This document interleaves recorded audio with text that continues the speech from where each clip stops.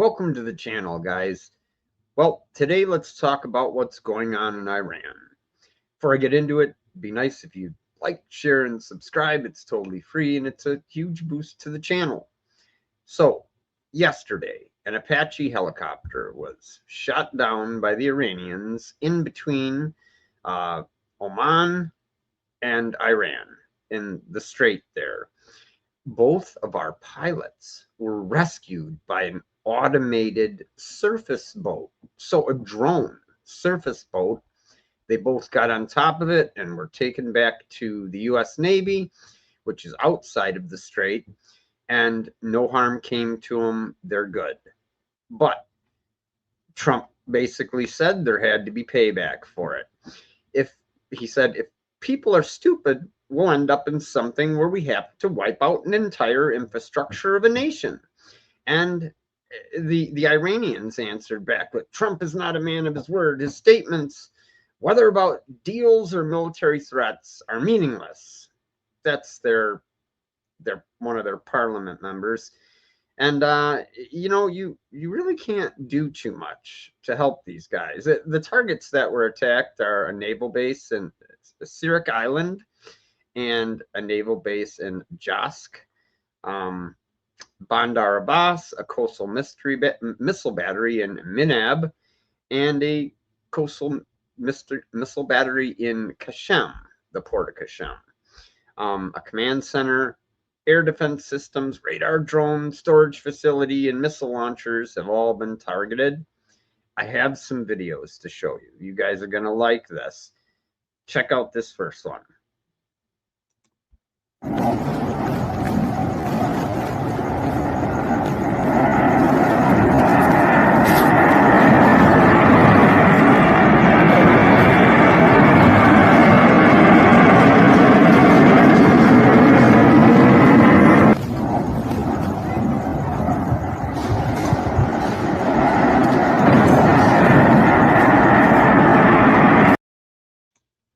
So you remember in our mission when we bombed their nuclear sites like 9 months ago? So we used about 5 tankers, refueling tankers then. We had 9 tankers up, and they may still be bombing. I'm not privy to that, but they have just hit them incredibly. Take a look at this strike footage. Or actually, this is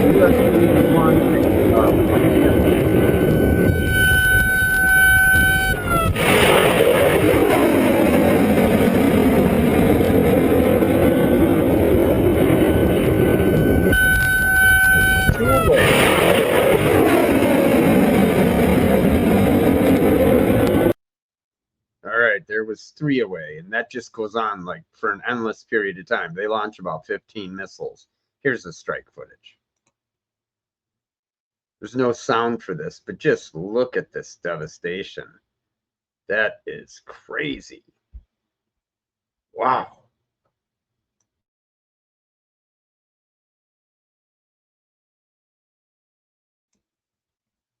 I mean, that is a pounding right there.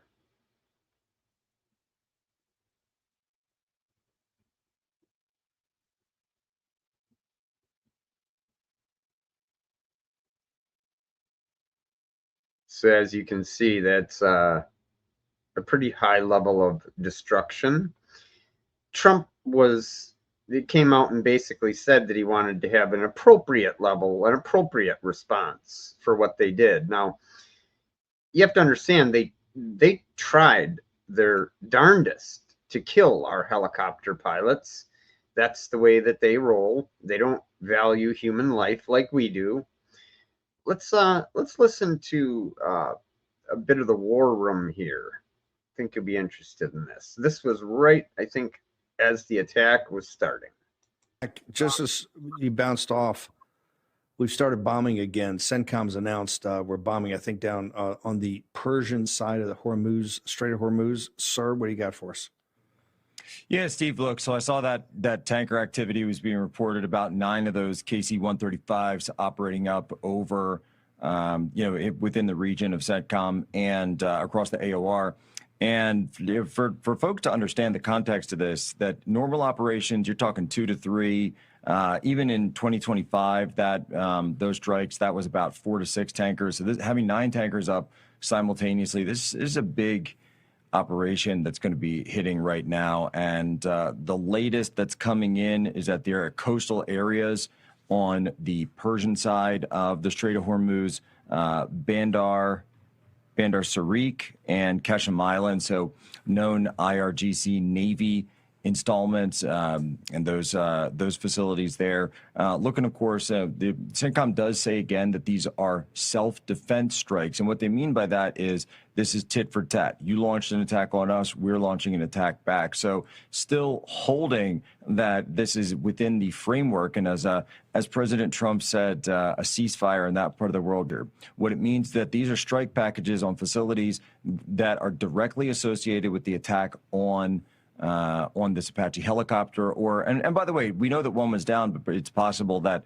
other U.S. assets were targeted in this attack that were not fouled. And of course, we need to get to the full bottom of exactly how that happened. But what they're saying is that these are not offensive combat operations. It's in retaliation for a strike, and they're signaling that they do not intend to continue more. But I would say, Steve, that even though they're putting that out in the tweet, the sheer size of the strikes and the information that we're starting to get in about this does speak to this being quite a large self-defense retaliation. Isn't that the truth? You got 9 KC-135. Those are refueling tankers up. That means you have just a ton of fighters up. And so the destroyers are launching cruise missiles, Tomahawks. The planes are up. They're really putting a hit on them. And I don't know what it's going to take for Iran to give over the 1,000 pounds of 60 to 80% highly enriched uranium they have, stockpiled away. I don't know what that's going to take for them to accept that they can't be trusted to be a nuclear power, because they'll use it, and no one wants to see that directly would lead to World War III. So I'm hoping that the strikes are effective, that they actually come to the table and negotiate this time, instead of doing their magic trick where they use negotiations as a stalling tactic to advance their programs, while we, don't want to hit a nation that says they're negotiating with us. That's their whole magic trick. They've done it, 5-6 times in the last 25 years. And I think we're all done watching that.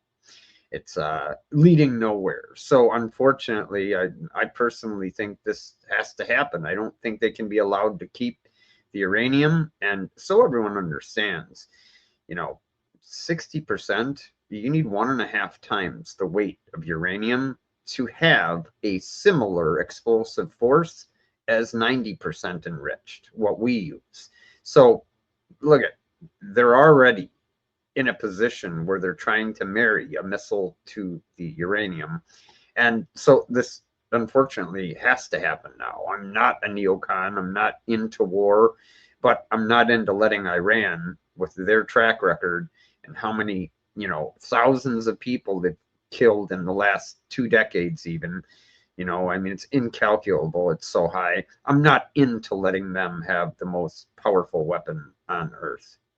Thought this was an important story to bring to you tonight, guys. God bless. Have a wonderful night.